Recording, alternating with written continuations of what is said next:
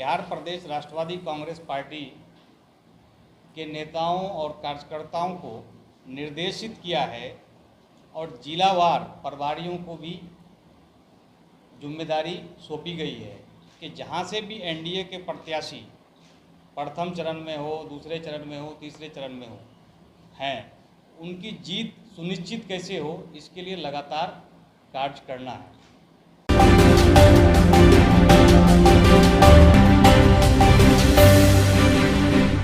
लोकसभा चुनाव की घोषणा होने के बाद बिहार की 40 लोकसभा सीट पर एनडीए कैसे जीत हासिल करेगी, इसको लेकर आज राष्ट्रवादी कांग्रेस पार्टी अजीत पवार के गुट के प्रदेश अध्यक्ष राहत कादरी ने प्रेस कॉन्फ्रेंस कर कहा कि जहां एनडीए के प्रत्याशी ने। इसके आगे देखिए इस रिपोर्ट में क्या कुछ कह रहे हैं प्रेस कॉन्फ्रेंस के माध्यम से। पार्टी के राष्ट्रीय कार्यकारी अध्यक्ष माननीय प्रफुल्ल पटेल साहब के निर्देशानुसार आज ये प्रेस कॉन्फ्रेंस बुलाई गई है। पार्टी के राष्ट्रीय अध्यक्ष माननीय अजीत दादा पवार ने अपने निर्देश में स्पष्ट रूप से कहा है कि देश में पुनः एक बार एनडीए की सरकार बनाने के लिए राष्ट्रवादी कांग्रेस पार्टी कटिबद्ध है।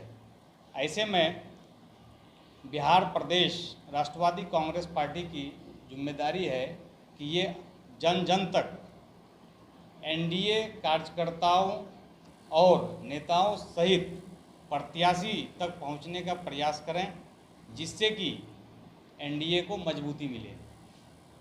साथ ही साथ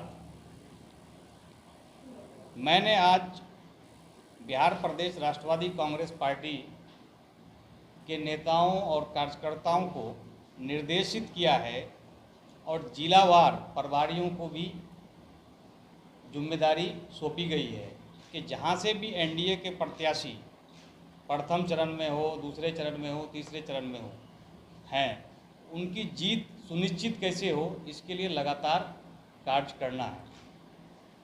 दूसरी बड़ी बात है कि बिहार में एनडीए को 40 की 40 सीट कैसे मिले, इसके लिए भी हम लोगों ने रणनीति बनाई है। इसलिए कि हम लोग एनडीए का प्रमुख घटक दल के रूप में कार्य कर रहे हैं और देश में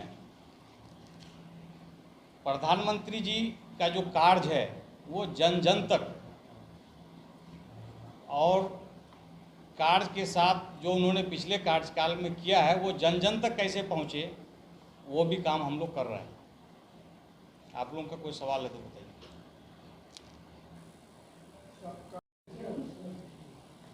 सबसे बड़ी चीज़ है कि इंडिया जो है वो करप्शन फ्री होने की दिशा में अग्रसर है। जब तक कि देश करप्शन फ्री नहीं होगा, देश विकसित नहीं होगा।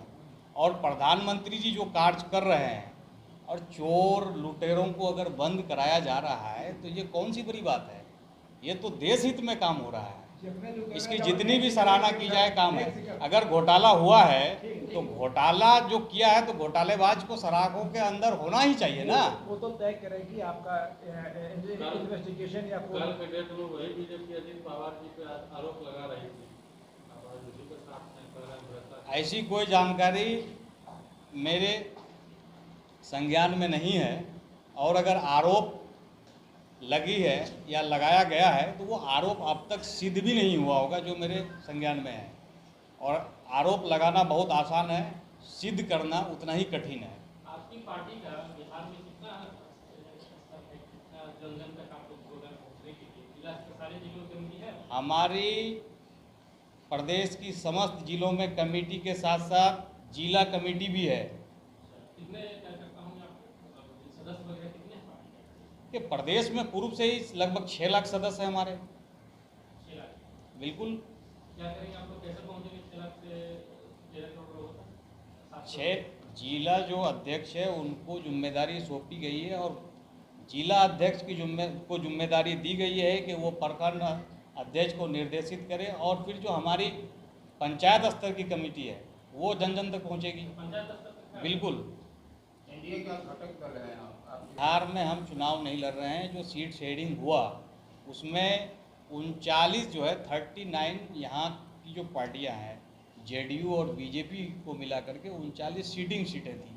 ऐसी स्थिति में राष्ट्रवादी कांग्रेस पार्टी का चुनाव लड़ना मुमकिन नहीं था, लेकिन हम लोग विधानसभा में एनडीए के साथ जाएंगे। बिल्कुल। और हमारा लोकसभा में 40 के 40 लोकसभा में एनडीए को भरपूर समर्थन है। तो अंकुर सर विधानसभा में कहाँ से अभी विधानसभा चुनाव का समय है, पहले हम लोग लोकसभा में आप लोग का ज़्यादा लग रहा है इसको? सीमांचल जो है, सीमांचल सीमांचल के साथ साथ जो कोसी है वो पूर्व से ही एनसीपी के घर रहा है, और कटिहार में एनसीपी का लोकसभा सांसद भी रहा है, विधायक भी रहा है। फिर हम चंपारण में भी हमारे एमएलए चुन के आए थे। तो कई ऐसी क्षेत्र हैं, जैसे लखीसराय भी है, वहाँ भी हम लोग का अच्छा जनाधार है। और पिछला विधानसभा जब हम लड़े लखीसराय में? भी, पिछला विधानसभा जब हम लोग लड़े तो हम लोग